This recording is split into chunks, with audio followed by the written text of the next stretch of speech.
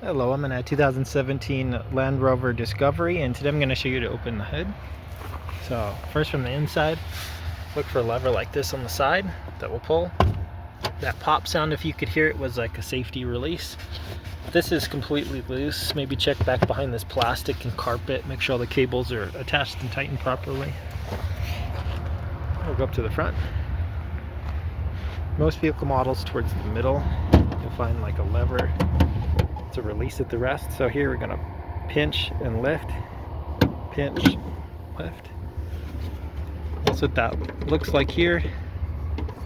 Make sure it's all attached properly. If it's real tight, maybe some WD-40 to loosen up if possible.